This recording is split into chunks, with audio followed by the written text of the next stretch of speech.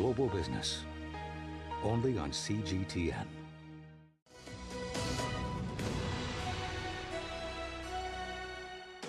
Welcome back.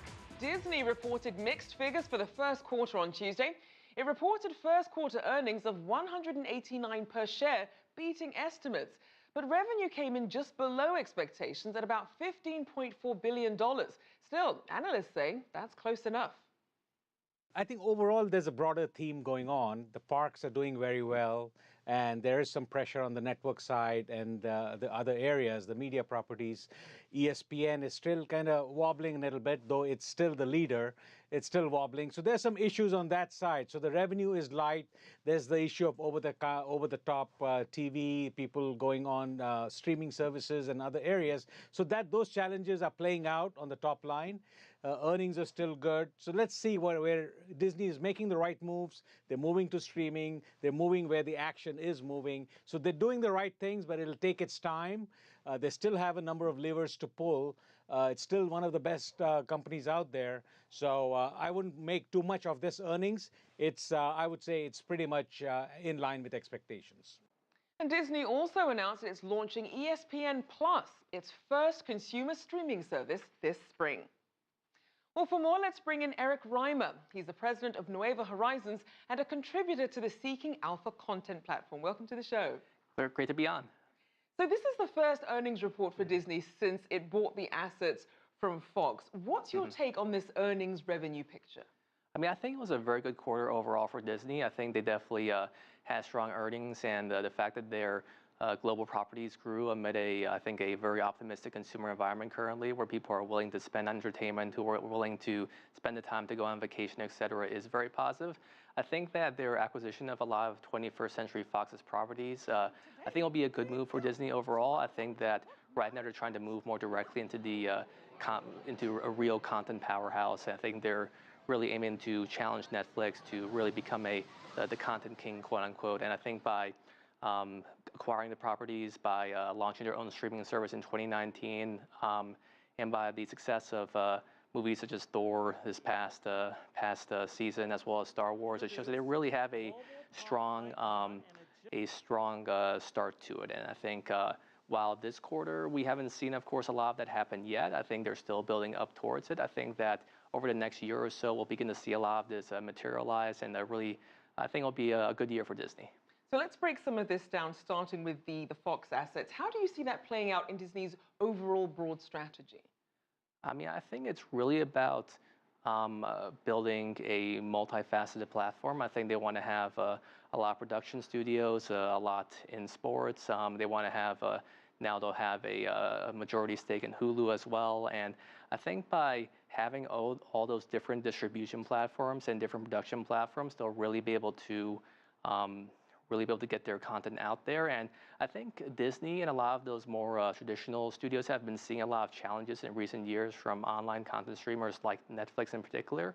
And I think by broadening out and now having majority stake in Hulu, for example, they'll be able to effectively go out there and really compete in the online streaming world. And I think that will be the big change for Disney. Now, it's definitely hard to separate when you hear the word streaming from Netflix.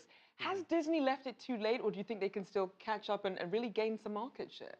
I mean, I think Netflix has definitely been the dominant player in the U.S. content streaming market for the past few years. I think that growth, however, has not really been challenged by any other content streamer. I mean, there's been Hulu as well as Amazon Prime Video, but not really any serious big tech competitor. I think now we've begun to see how companies like Apple, Google, and now Disney are really starting to jump into that sphere. And I think over the next 2 years, Netflix is going to face its first real challenge in perhaps its entire history, as we see serious tech companies out there trying to create their own content streaming systems. And I think Disney in particular has a lot of content. I think by acquiring Fox's properties, they also are acquiring a lot of intellectual property rights to certain franchises, such as some of the original Star Wars trilogy rights. And I think by doing that, they're going to have, when they do launch, they'll have a pretty incredible platform to launch with. And let's break down what's happening with movies. We did see a drop in the overall domestic US box office, but Star Wars, interestingly, wasn't as well received in China as it was in the US and in other countries. And China's the second largest movie market in the world. What is Disney's China strategy? I think it's very complex. I think that certainly a lot of cultural themes that maybe play well in certain movies in the U.S. may not. I mean, it differs, of course, a lot by country, and I think that certainly when you try to have one movie out there that is worldwide, it's a very tough thing to do. And I think for Disney, they're going to have to certainly think about that because I mean, it is true that the Chinese market is a big movie market, and I think Disney will be thinking hard about how to expand into it more. Now, it's interesting because you have Star Wars, which has obviously been out for decades. You have all this history. Some people are getting a little bit of superhero fatigue, and they really want to see something fresh. Now we have Black Panther coming out. What do you think that might do for Disney's brand?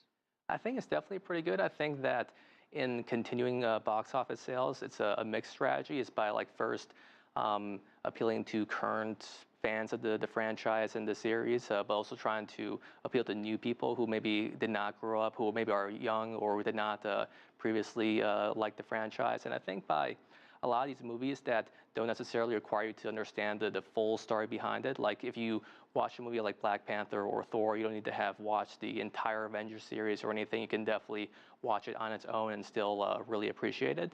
And I think by creating those kind of movies for Disney, they can still try to get a diversified revenue stream by getting both those loyal customers as well as new customers. And I think with Star Wars: The Last Jedi, we really saw that by there was certainly a lot of fan controversy out there from older diehard fans who did not like a lot of the plot determinations and styles and whatnot. But it still performed pretty well overall, and I think Disney has a lot more Star Wars series coming out. They have Solo this year, as well as in 2 years, Star Wars, the next Star Wars movie. And I think if they continue with that strategy by appealing to both new fans and old fans, I think that's a good way to balance it out. All right, we'll have to see if that pays off. Thank you for joining us. Erich Reimer there of Nueva Horizons. Well, a would-be rival to Disney's theme park in China is not doing as well